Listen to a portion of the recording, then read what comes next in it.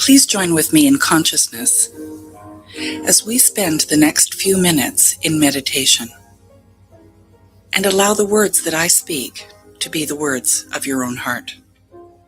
Take a deep breath and relax.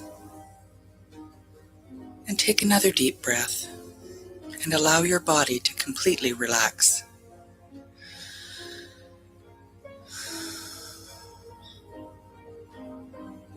Knowing you are completely safe, and allow this time to be a time of connecting, of experiencing the source within.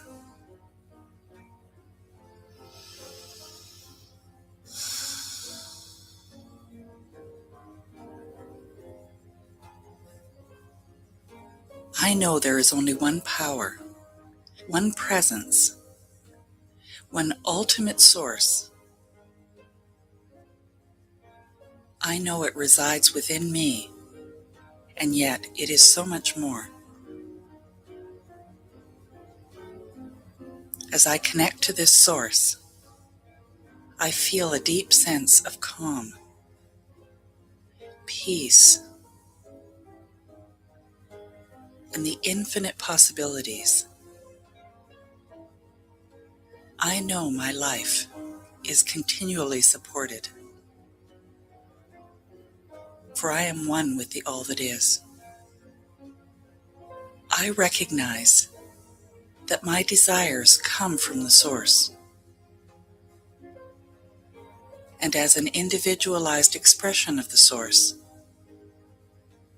these desires wish to be expressed through me as me.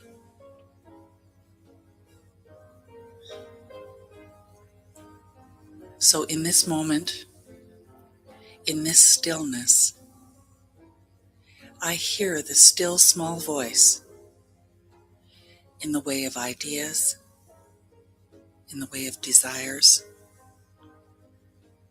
I feel them in my body, and I am open to receive. I am open to hear. I am open to be guided. I know the inner power of life within me is God. God is all the power. I know that I have the ability to heal.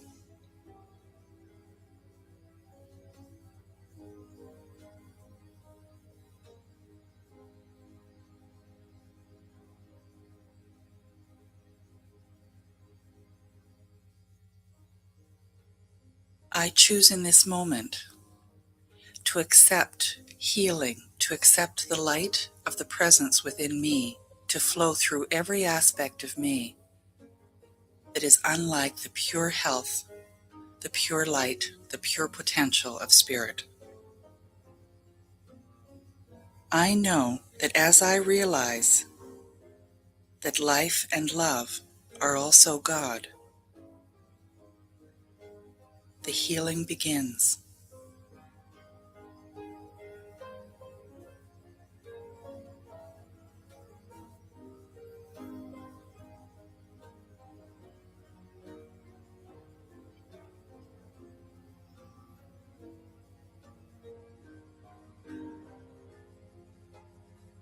I know that all who come in contact with me or within my vibration also get the benefit of this healing.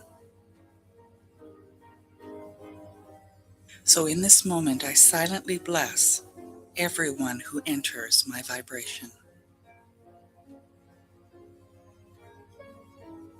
And I know it is not me, but the spirit within me that does all the work.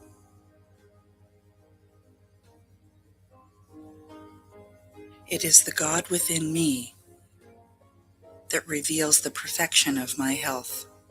For in reality, there is nothing to heal, only to reveal the truth. And as I reveal the truth, I am well.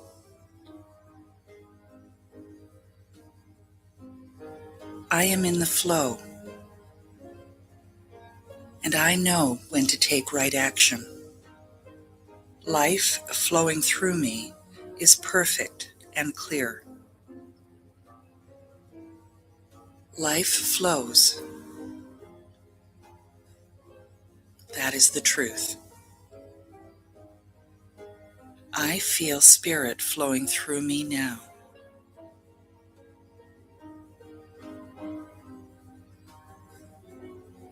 As life flows through me, anything unlike the truth washes away. I am healthy, pure, and perfect. And in this moment, I allow it to be so. I know it is given to me as I believe. I also know that as I ask, it is given. So today I allow and I ask.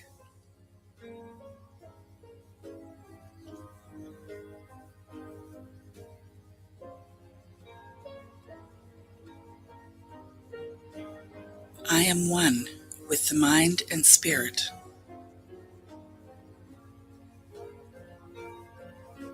I am pure vitality, pure vibration, infinite energy.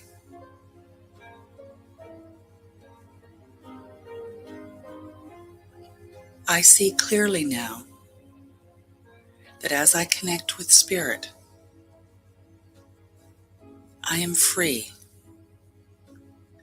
I am infinite. I am tapped into the power of the universe. My entire being responds to the thought of spirit, for I know that I am one with spirit.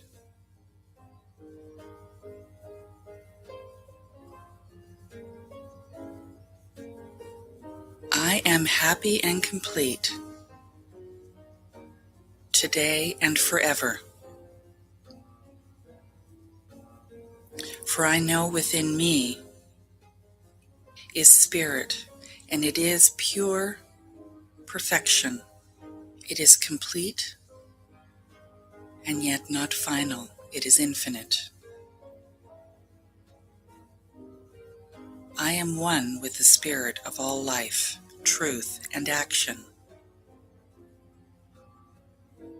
I am so happy knowing this inner light is one with me. I know perfection is already accomplished. I am one with the perfect life, right here and now.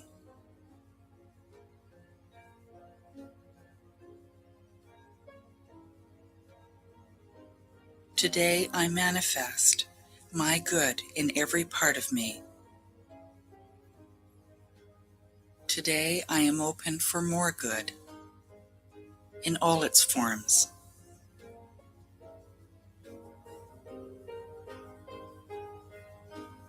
My inner mind is still. My soul connects with spirit.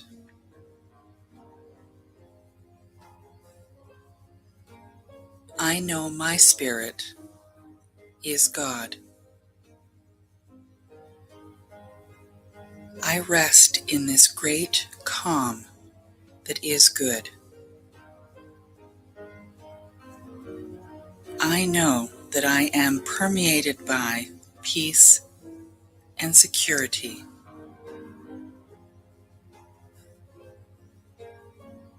I allow my life to reflect the perfection that it is.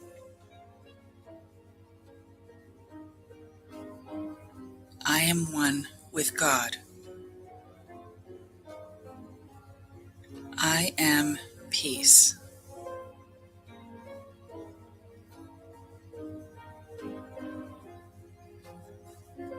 Everywhere I look, I see the perfection in all creation. It is in all, over all, and through all.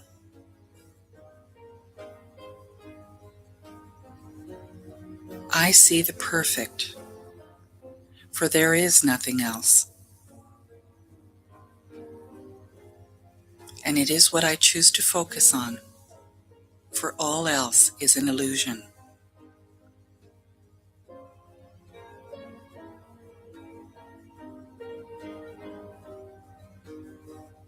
I am at the center of love.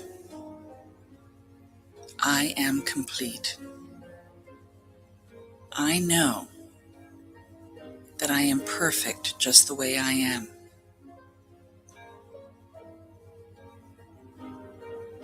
There is nothing to be fixed,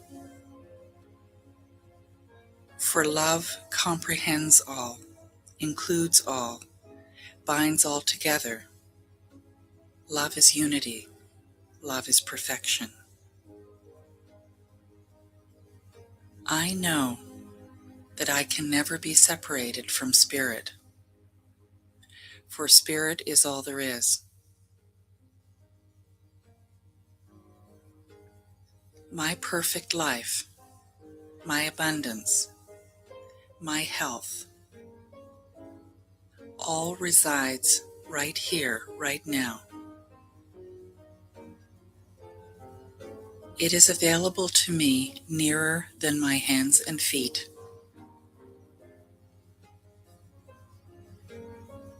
I choose to allow it. I choose to be it. I choose to feel it.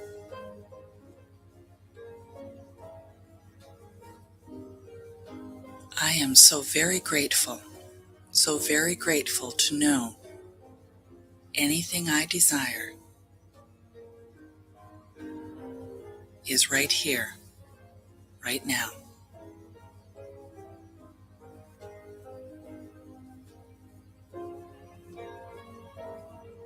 So I open my awareness,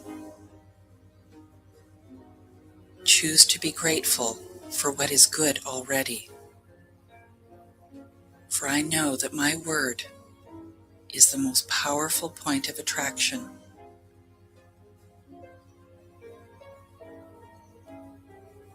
It draws to me all my good,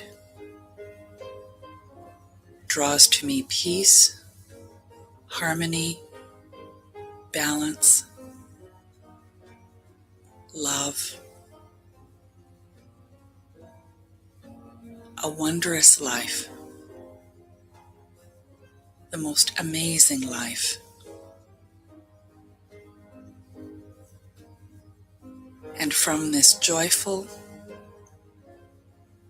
expectant, magnificent place, I release and I let the how be up to God. I know it is already done. And so it is.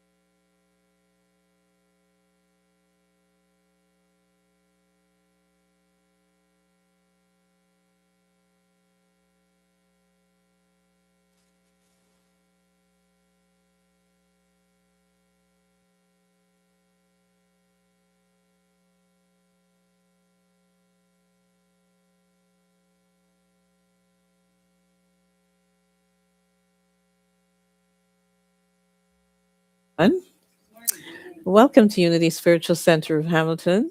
My name is Marcia Daly. I'm your presider for today, and thanks for waking up early. For those of you, if this doesn't make any sense, we've just had our time sprung forward, so some people might still be sleeping on the old time. But we're here, and we are going to have a good service today. So let's begin with our soloist. Welcome, everyone. So our first song is "We Are Marching in the Light of God," and it's traditional. It's a traditional South African spiritual song. Here we go. That sounds like a party.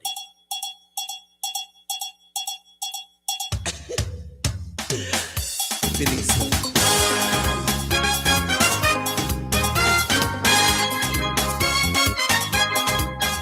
We are marching in the light of God. We marching in. We are marching in the light of God. We are marching in the light of God. We are marching in the light of God. We are marching in the light of God. We are marching, marching, we are marching. Oh, we are marching in the light of. We are marching, marching, we are marching. Oh, we are marching in the light of God. We are living in the love of God. We are living in the love of God. We are living in the love of God. We are living in the love of God. We are living, living, we are living. Oh, we are living in the love of God. Yes, we are living, living, we are living. Oh, we are living in the love of God.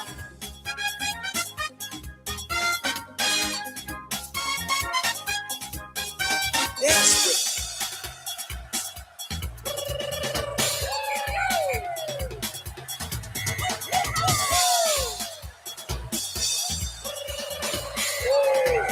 You gotta let it out.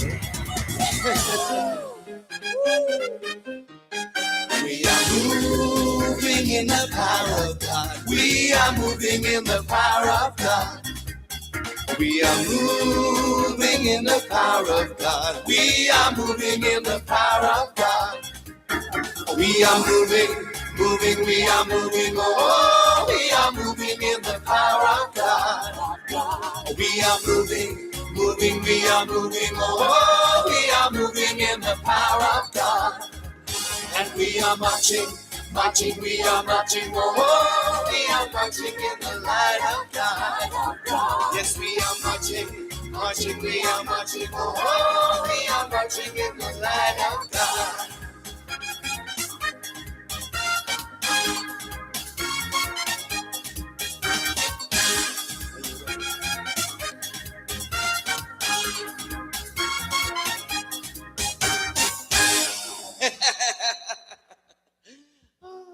Did I wake you up? I had to wake up for that one. All right. So our next song is "I Am the Place Where God Shows Up." Lyrics and music by Eddie Watkins Jr.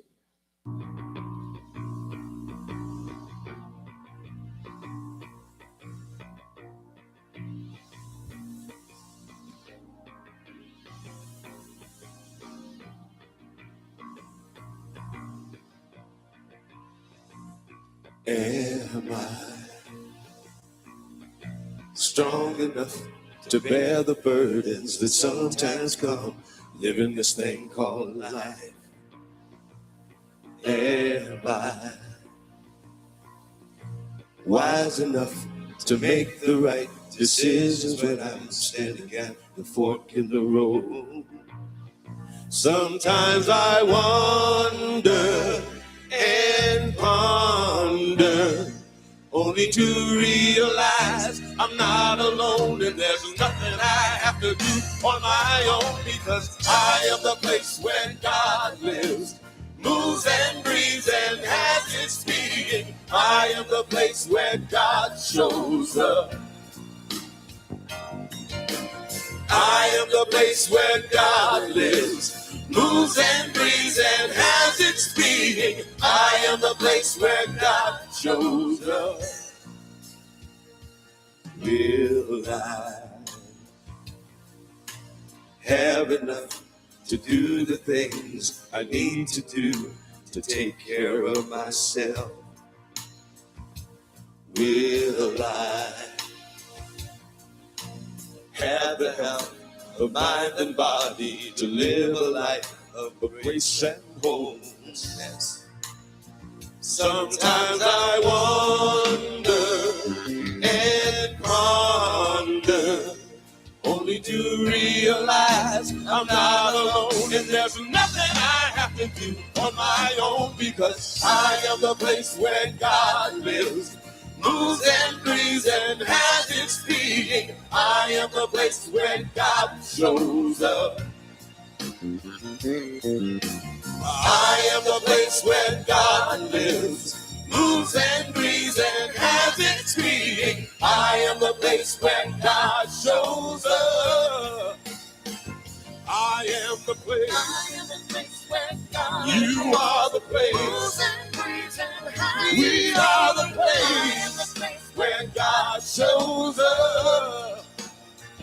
I am the place. I am the place where God you are the place. We are the place where God shows up. Clap your hands and sing it with me. I am the place where God lives, moves and breathes and has its being. I am the place where God shows up. Come on, everybody, clap it. I am the place where God lives, moves and breathes and has its being. I am the place where God shows up. I am the place where God lives, moves and breathes and has its being. I am the place where God shows up. That's it. That's it. I am the place where God lives, moves and breathes and has its being. I am the place where God shows up.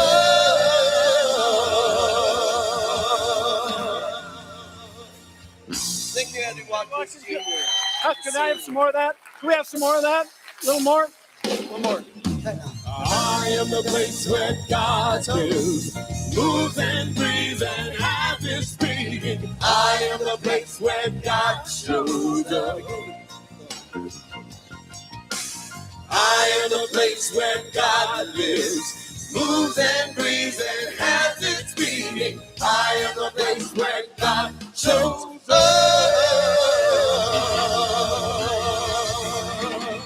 So does Eddie Watkins! Good job, brother. Outstanding. Eddie Watkins Jr. All right, now we're going to do There Is Only Love. Karen Drucker.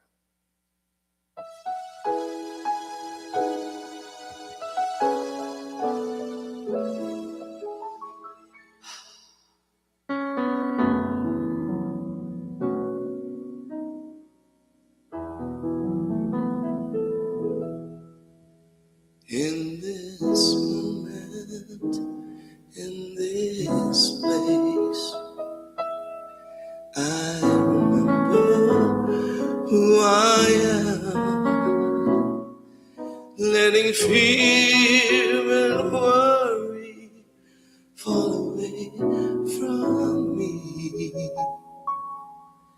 I open my eyes and see there is only love. There is only love. Love that heals, love that sets us free. There is only love.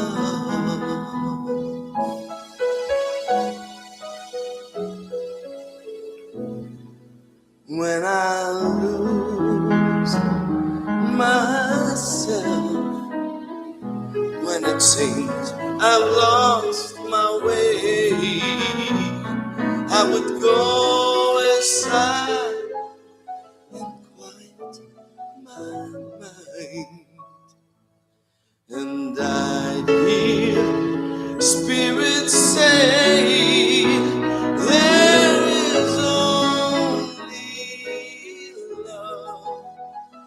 There is only love. Love that heals. Love that sets us free. There is only love. There is only love. There is only love. Love that heals. Love that sets us free.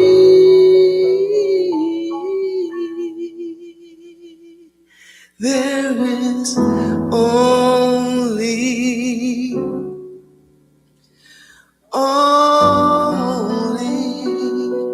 there is only love. And it is from this place that I remember that I am love. And as I breathe and relax into this moment, I recognize that I am at the center of the most amazing source, the source of all life. It is everything seen and unseen. And it is also being me right here, right now. So with a grateful heart, I move forward in my day, knowing I'm fully supported in every way. I let go and I let it be so. Please join with me in affirming, and so it is.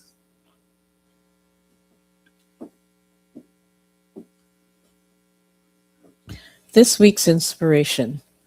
You, like all others, are seeking the joy of living. You wish to be needed, to be loved, to be included in the great drama of life. This urge is in every individual. It is in everything. The rose exists to express beauty. Root and branch conspire with nature to give birth to blossom. We are all some part of a universal order. The very urge for personal gratification is incomplete until it finds a universal outlet. This is the cause back of all upheavals in human history. The pattern is trying to fit the pieces into greater and greater units, as though it could not accomplish its purpose through anything other than a democracy of spirit, a union of all. This union, however, does not mean sameness. For while unity requires conformity to principles, unity never means uniformity. Every blade of grass, every crystal, every drop of water, like every individual, is a little different from any other one of its species. Your soul belongs to the universe. Your mind is an outlet through which the creative intelligence of the universe seeks fulfillment. And this is taken from Ernest Holmes' book, This Thing Called You, page 103. All right. Pure imagination.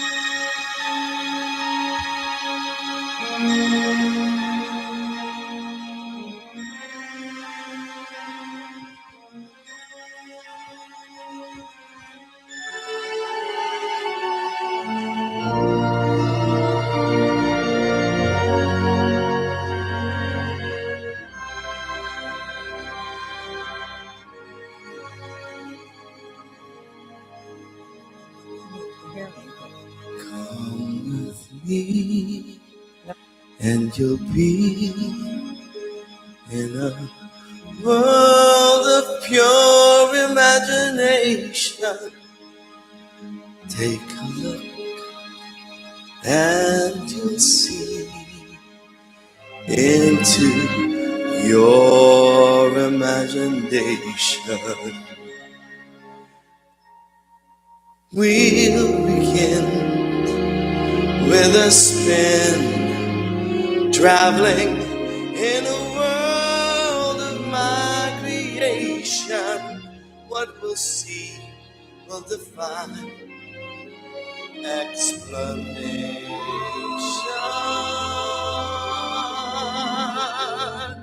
If you want to view paradise, simply look around and view it. Anything you want to do it. Want to change the world? There's nothing to it.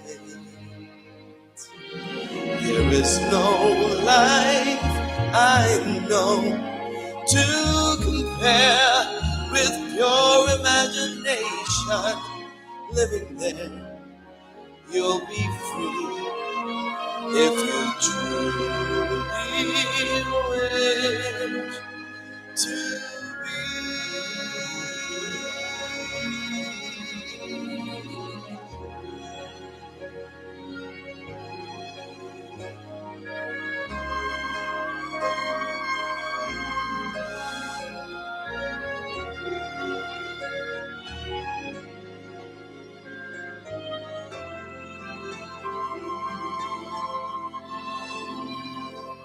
If you want to see magic lands, close your eyes and you will see one.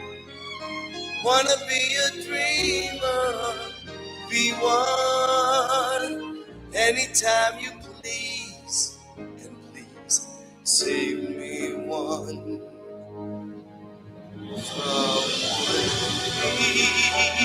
And you'll be in a world of pure imagination.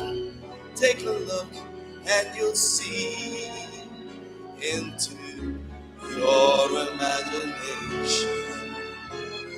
There is no place to go to compare with your imagination.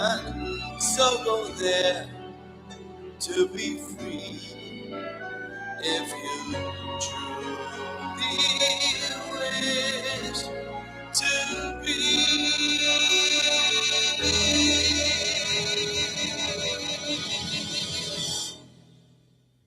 Living there,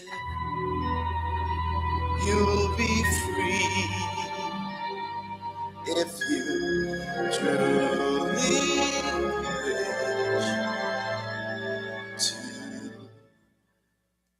be.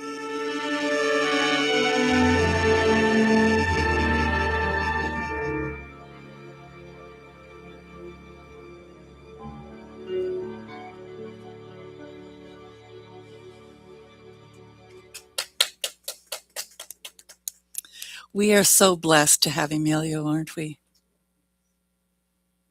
So this is just a little promo for what's coming in May. We're going to be introducing something called Peace in Unity, and we'll tell you more about it as time evolves. So today we're traveling in a world of my creation, or your creation. Peace begins in the world I create within. And you know, what a concept, because we're doers, aren't we?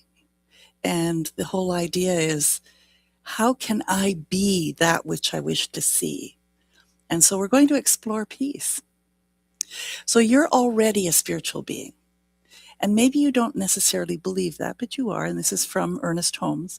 When the mind understands this and embodies its essence, that which you are in the invisible will become more apparent in the visible. And that's where it's a slippery slope. You know, you can do metaphysical malpractice on yourself and say, what was I thinking, that my life is such a mess? Or you can say, I realize that something in my thinking has created this chaos. And how else might I think instead? So what if you fully and completely accepted your desires and dreams as divine? And that's a question that I remember being asked that in a different way. It was like, what if Spirit always said yes? What if Spirit always just said yes to the things that I wanted? How would I behave differently? How would you behave differently? So what if I told you that everything that you desire is actually coming from this infinite well of it's already there, and you have to somehow learn to let go of whatever it is that's getting in the way? And that those dreams that you have that just seem like, oh, it couldn't be possible that that could be for me, but it's come from a place that you're connected to, that you're part of, that says those dreams exist somewhere for you, and it's to open up to them. So what would your internal conversations be like if you trusted that you truly belong, that you are truly loved, that there is nothing wrong or broken in you, but understood that life is simply expressing itself as you? I don't know about you, but whenever I hear people putting themselves down, or, oh, that was so stupid of me, or, whatever it is that they say, or I'm such an idiot, like, don't do that. You're a beautiful, creative, wonderful human being, and the love that you're looking for is right where you are. So start being that love to yourself first. And if you truly understood your greatness and understood your presence here is valuable, how might that change the world? I think it would change how you look at it first. And then I really truly believe, how laughter can be contagious, for instance? And that's just something that's really noticeable. But your presence is contagious.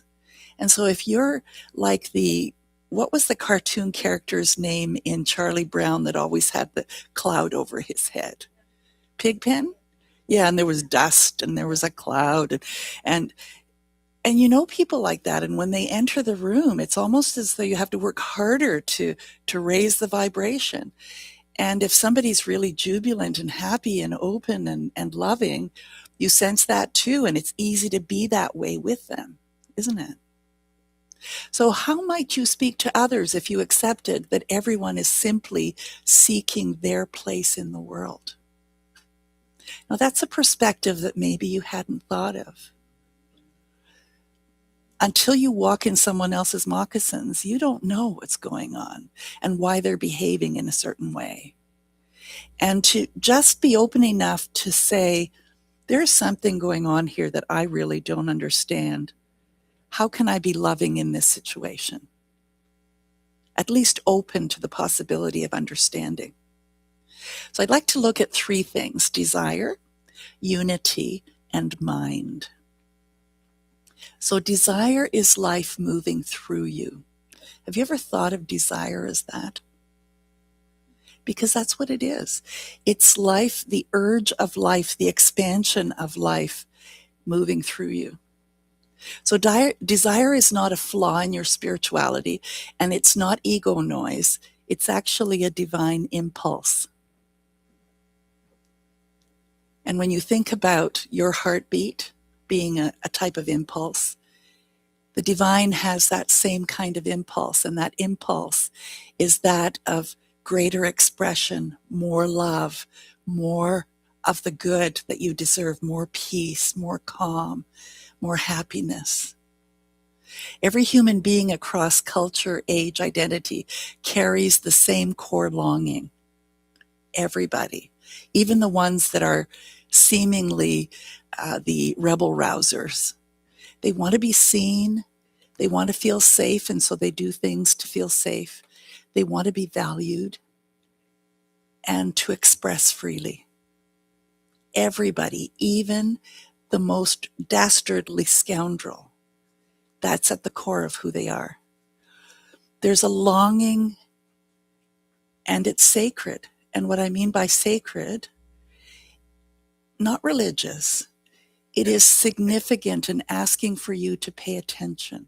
So when we use the word sacred here in Unity, we're talking about There's a part of you that is asking for love, is asking to be noticed, is asking to be valued. So think about it.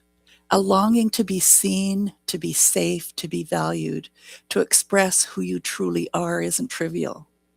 It's your divine nature. I don't know about you, but again, a lot of those things were kind of beaten out of me as a kid. You know, you're not allowed to be seen. You're supposed to just be quiet and not be yourself. And as a consequence, I think I shut a lot of things down for many, many years. Did you? So when you say, I wish I could change my life, or I want to start dancing again, or I long for deeper connection, or I want to feel at home in my own skin, that's not selfishness. That's that divine impulse that I was talking about. That's life asking for a fuller expression, where somehow you have restricted it. So when trouble begins, the trouble begins when you argue with your worthiness. And maybe you don't even realize you're arguing with your worthiness. Maybe it's gotten so much of a habit. But you deserve good, and you deserve calm, and you deserve love, and you deserve to feel valued, and all of those good things. So do you tell yourself it's too late? Or I'm not qualified? Or that's for other people? Or I should be grateful for what I have? And that's how you slowly mold your life to match that expectation. Because there's a lot more, if you want it. And I'm not saying how you're living your life is bad or wrong or incorrect or anything. I don't live in your body and in your mind. I don't know. You know. And so if there's any level of dissatisfaction there, the only one that can change that is you. So here's the spiritual truth. You were not designed to copy another life. For as much as school taught us how to, all stand in a row and each take our turn and do all those things, that was the only way that they could teach us mathematics and stuff, was if we were at least still for a short period of time. But generally in life, you have to follow some rules, or else you're not going to get along with a lot of people. But there's a way to express yourself within those confines. So you were designed to contribute who you are. So how can we live together as community and still be ourselves as well? And that's the question. And that's the dance of life. So a mother who returns to school at 52 because something in her refuses to settle. And this woman that I'm thinking of became a lawyer by the age of 65 and then practiced law for the government. A person chooses therapy instead of repeating inherited patterns. And that was someone who thought it was shameful to go to therapy because that's what family told her. And when she finally did, it made a huge difference. A man starts a small woodworking business on weekends because creating restores his soul. And yet someone said to him, well, you're 40. Why are you starting something new now? A person joins a choir because singing makes her feel alive. Anybody here relate to that? There's a couple dancing in the aisles here. One's dressed for choir. These are not random hobbies. They're actually divine impulses asking for room. And when you stop arguing with your worthiness, desire becomes direction. I know someone in this room who put themselves in a box and thought that art wasn't something that was theirs to do. And you should see the creations. You will see the creations next month.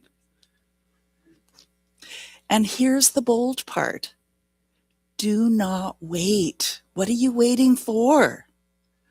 There's no future version of you more qualified to begin than right now. So right where you are is the place to start. So let's look at unity. Oneness does not make us the same. It makes us responsible for one another. Now that's another way of looking at oneness, isn't it? Because if I'm one with you, then I am responsible for you to some degree, but I need to be responsible for me first. And it's a very subtle difference. Oneness is often misunderstood as sameness, and it's not that. Oneness means your well-being affects mine. My choices ripple into your life, and we share a field of impact. And I talked about the Charlie Brown character. In spiritual language, we are expressions of one life. And that can be kind of a nebulous statement until you start to think about how your being affects others. So in practical language, we're interconnected. I mean, we breathe the same air.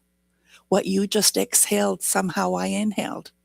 And so we're one in that way as well, molecularly. Responsibility here doesn't mean control. It means being aware. And so becoming aware of, if I benefit from systems that others don't, how am I treating life as oneness?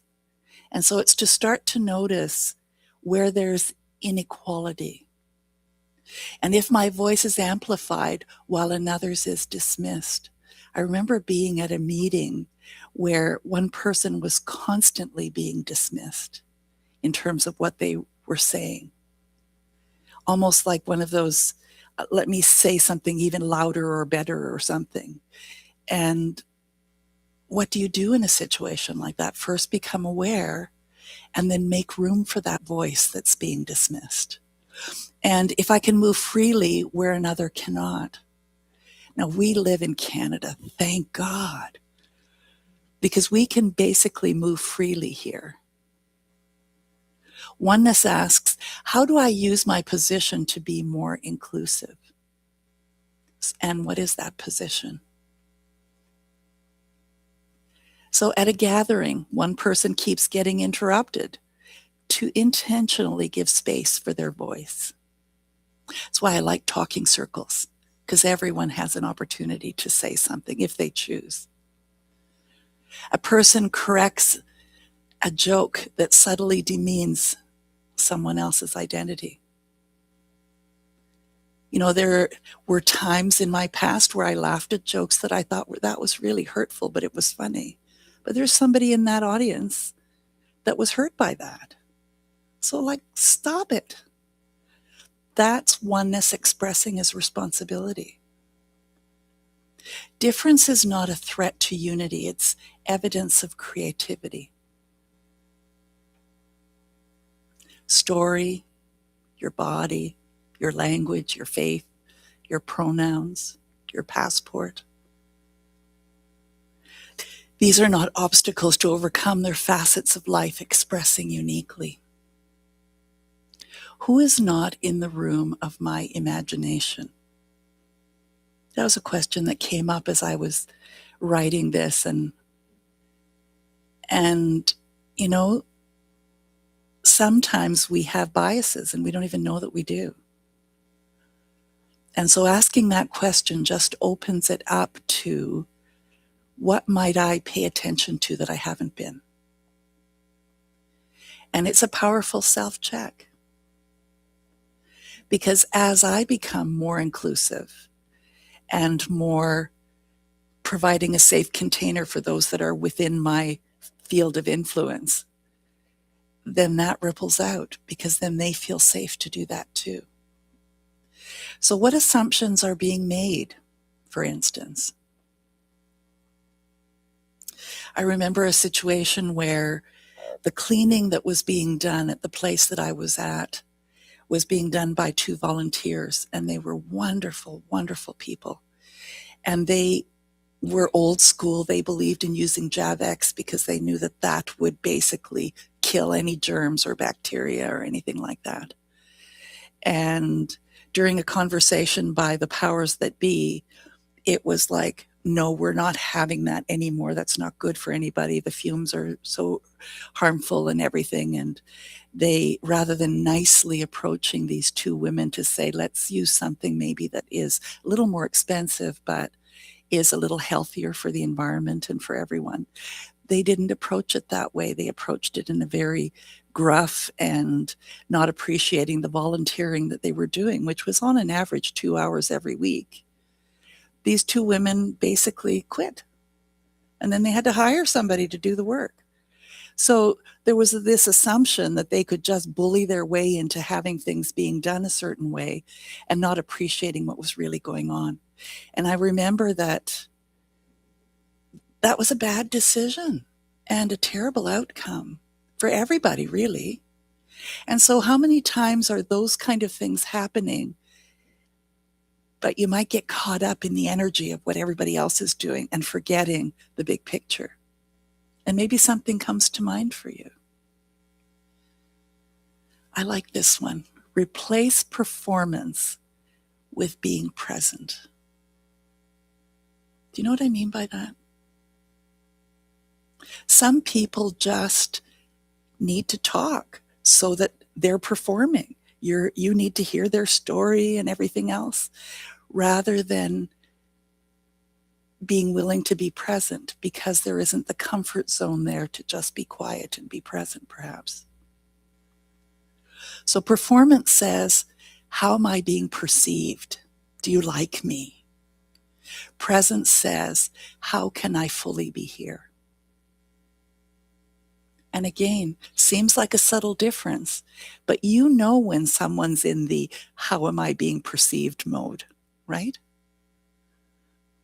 So inclusion cannot grow in performance mode. Because how can you be inclusive when you're worried about if somebody likes you or not? It's very internal, isn't it? It requires listening and curiosity and slowness. So presence looks like this: learning someone's name correctly and actually asking, how do you pronounce it?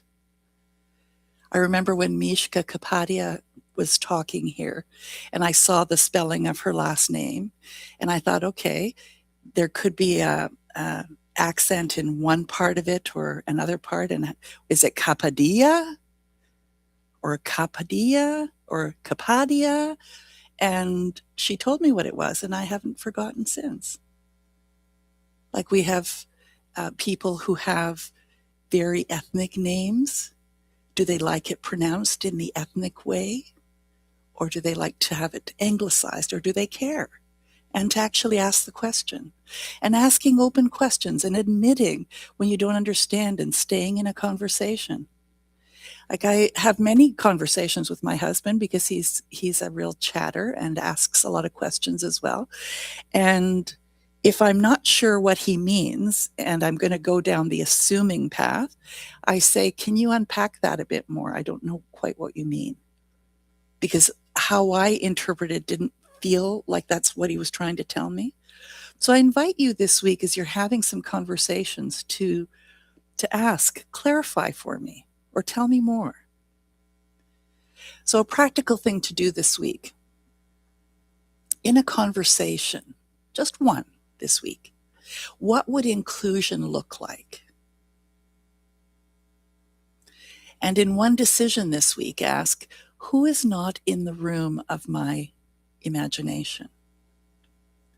So if, let's say, you're deciding on something, who's not being considered? Adjust something small. Just one thing. Invite someone quieter in. Clarify a pronoun.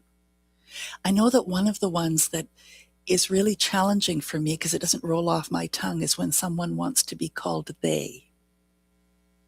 That's a challenging one for me because it's not natural for me. It's not a habit. But I guess if they were in my life a lot, then I would use they. Or maybe I would use their name. Choose a more accessible location, for instance. Because I use a cane and going up and down stairs or on level things is not super comfortable for me, that's the first thing that I think of, but it's not the first thing that if someone invites me to go somewhere thinks of for me. And I would love it if they did, so I didn't have to bring it up every time. So that it'd be kind of a nice surprise that, oh, they thought about me. Pause instead of dominating, because small changes create large belonging. So let's look at mind and how we can curate the inner climate.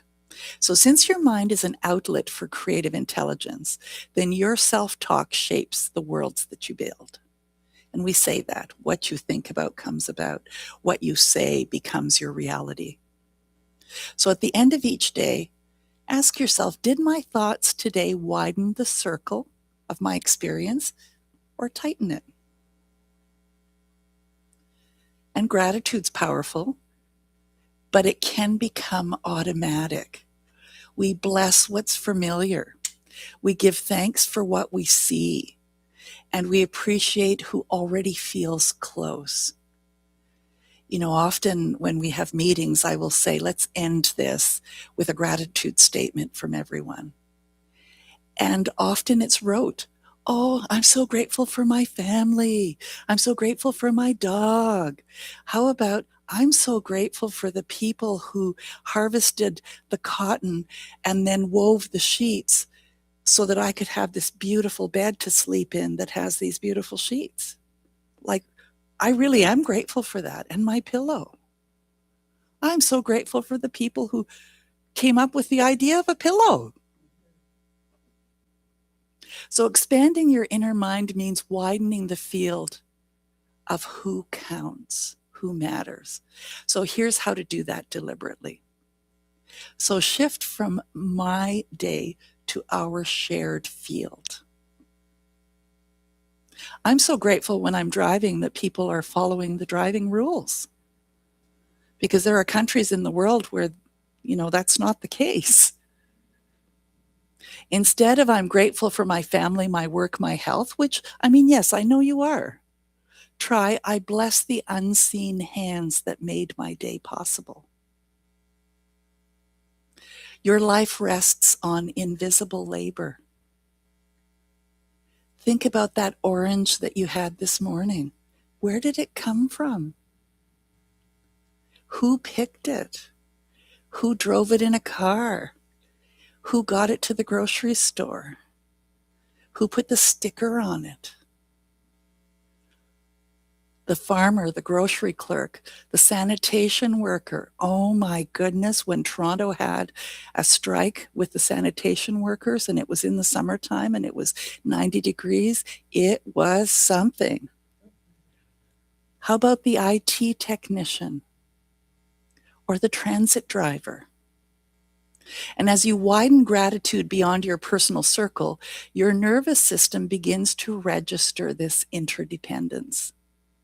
You naturally start to experience how I am part of something much greater. And that builds compassion and peace naturally. So you were wondering when I was going to get to the peace part? I'm there now, finally, 30 minutes later. That's how you can be the peace you wish to see in the world. Did you ever think of that? Being grateful for the people, the hands that brought the things that you're experiencing. Add the unseen and unknown line to your gratitude. Like during your morning blessing, if you do that, or in the evening, include one simple sentence. I include those I do not see. I include those I do not see changes your consciousness. Can you feel how that's almost, it feels more open, doesn't it? It reminds you that your awareness is limited. Because we're lazy generally. You know, we just want to do the same thing over and over and over again, and then we do. It prevents unconscious limiting when you start to think about the things that you don't see. It opens your imagination. You do not need specifics every time. the intention expands the container. So you don't have to name absolutely everybody and the whole list of things that came before the sheet that you're lying on in your bed. But you can just generally say, geez, there's so much that goes on that got me to this. The person who invented pink dye, I love them. So walking in someone else's moccasins. Practice reverse gratitude. Once a day, ask, who might be experiencing today differently than I am? That's reverse gratitude. Because if you're in your happy place, who might be experiencing it differently? And be grateful for what you have, and know that as you are, it ripples out. If you feel safe, someone else might feel vulnerable. If you feel financially steady, someone else is calculating. If you feel welcomed, someone else is scanning the room. And how can you be a force for good in those situations? So this isn't about guilt. I don't want you to go there. It's about perspective, because it softens the entitlement piece, which is something that creates unpeacefulness, and it strengthens empathy. And I think as we each become even more empathic, then we change the world. So use environmental cues, the inclusion to something physical, tie inclusion to something physical. So every doorway, for instance, would be a physical thing. All who pass through this door will find safety. Maybe you're going in the grocery store. Every person who passes through these doors is going to find safety or nourishment. Every meal, all are nourished when you're having your meal. Every meeting, voices not yet heard find space, because these habits also raise your consciousness. I know I'm giving you a lot to think about, but you'll remember one thing, I know you will. Expand the language of your gratitude. Instead of I'm grateful for those I love, try this 30-second uplift. Bless what is present, bless what is unseen. Bless those unlike you, bless those struggling today, and bless your own expanding awareness. Now you might say, well, why do I bless those struggling? Because if you feel sad for them struggling, what are you doing? You're giving energy and sadness towards that situation. But if you're blessing it, saying somehow, some way, this blessing is going to uplift them, doesn't that feel better? So if you only give thanks for what mirrors you, your spirituality stays comfortable. If you intentionally widen your gratitude, your heart grows. So as you widen your gratitude until it includes the unseen, the unfamiliar, and the unlike you, the experience of oneness becomes lived, not just believed. So what's one thing that you might take from what you've heard today that you might do? Begin today with one expanded blessing or one intentional act of inclusion, because it's a small awareness, but it shapes the world that you create. So desire is not a distraction. It's a divine nudge to blossom. So are you desiring something? Because there's something wanting to blossom. Unity isn't sameness. It asks you to honor difference as a spiritual practice. And mind is your outlet for spirit. So the climate you cultivate within touches the whole world. And so it is. So Marcy, I'm going to call you up to fill me in on what came to you today.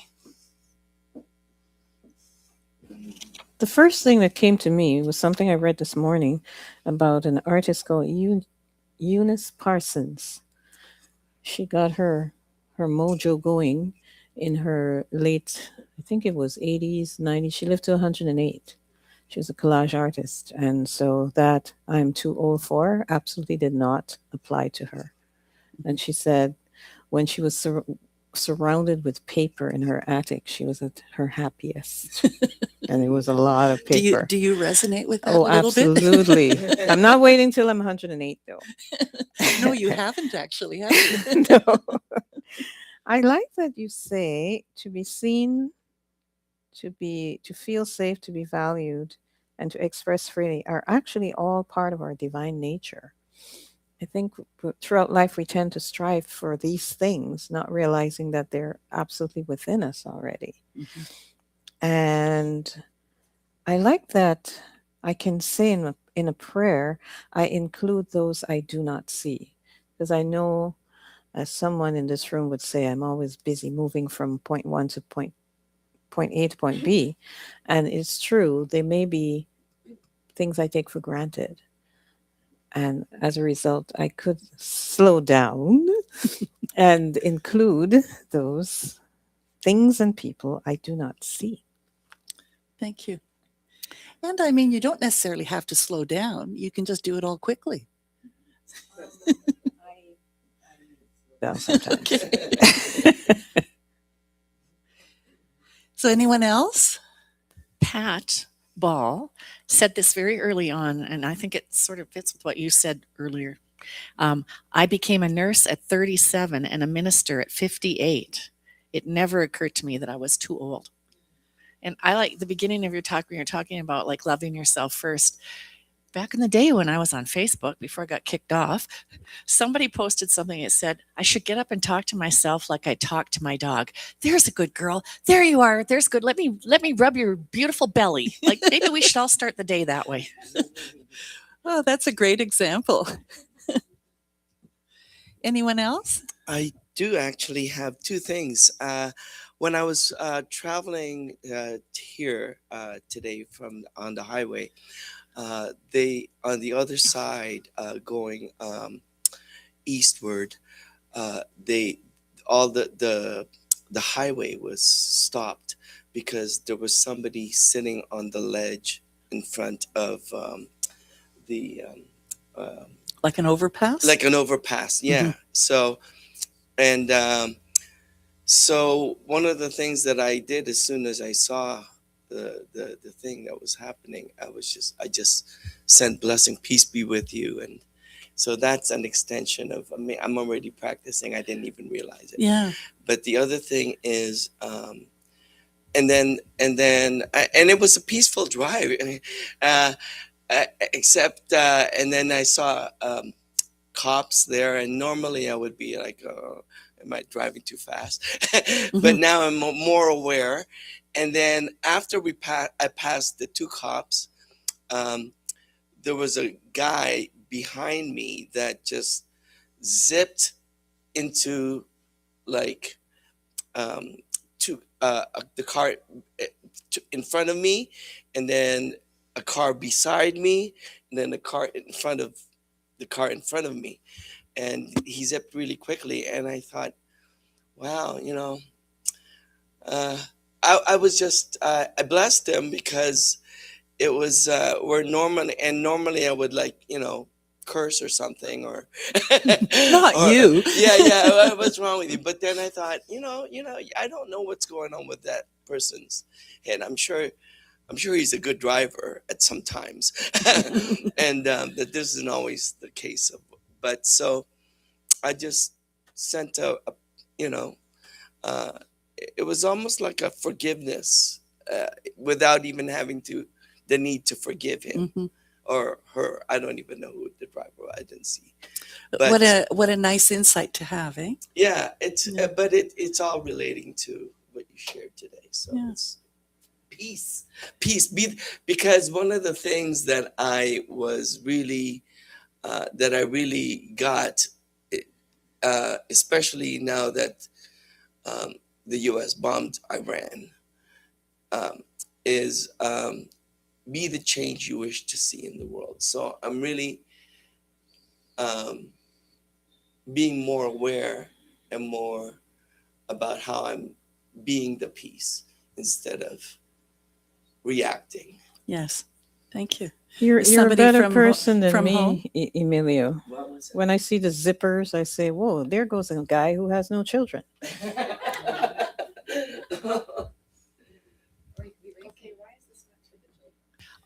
He's better than me too, because when that happens to me, my little voices, my little grandsons in the back go, "Grandma, that was a bad word." But anyway, I digress. Okay, so Pat has another thing to share. She says she loves the idea of widening my gratitude beyond my personal circle. It can just go on and on outwards and brings me joy.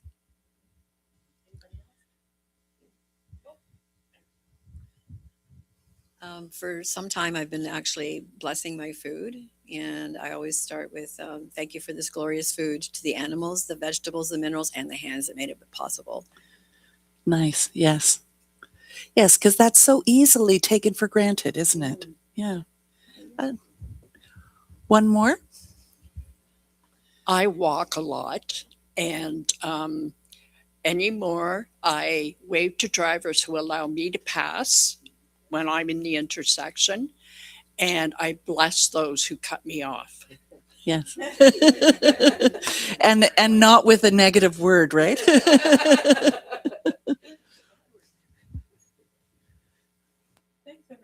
Sharing. I think this sort of highlights where we are on par and where there's more work for us to do. Let's turn our attention to conscious giving, and you know that each of your contributions helps us to do what we're doing today and to grow our ministry. And you may do so either by e-transfer or by check. So let's say the affirmation together. Divine love through me blesses all I give and all I receive. And so it is. Here's a song by Kenita Rose, Here I Am. I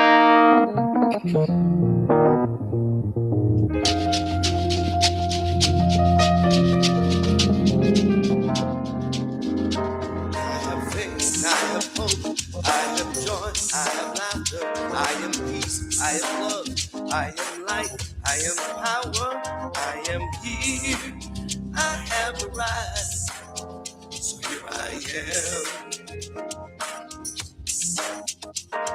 Forever I've been searching from without within, learning to appreciate, understand I've been finding all these qualities I've hidden for so long. Now it's time to let them loose, share them in this song. I have faith, I have hope, I have joy, I have laughter, I am peace, I am love, I am light, I am power, I am here, I have arrived, so here I am. Letting spirit sing for me, it's waited long enough to get the message out there. Even though the times are rough, there's abundance all around us. There's no need to look too far. Unpack the gifts that's guiding you. Show them who you are. I have faith, I have hope, I have joy, I have laughter, I am peace, I am love, I am light, I am power, I am here, I have arrived, so here I am.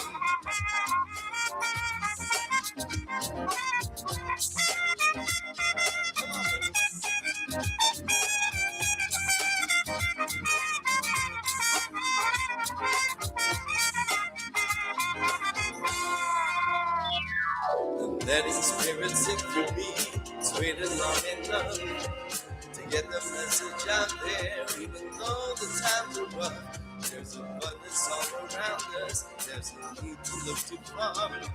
Unpack the gifts and spirit guiding you. Show them who you are. I have faith, I have hope, I have joy, I have laughter, I am peace, I am love, I am love, I am power, I am here, I have arrived, so here I am, so here I am, so here I am. So here I am. have faith, I have hope, I have joy, I have laughter, I am power, I am peace, I am love, I am light, I am power, I am here, I have life, I have faith, I have hope, I have joy, I have laughter, I am peace, I am love, I am light, I am power, I am here, I have arrived, so here I am. Oh, thank you, everyone. Another opportunity to think about being the peace and how we can do that. So remember, I love you. I so appreciate that you watch us online every week and that you come here in person. Let's go have coffee and chat. Bye for now. See you next week.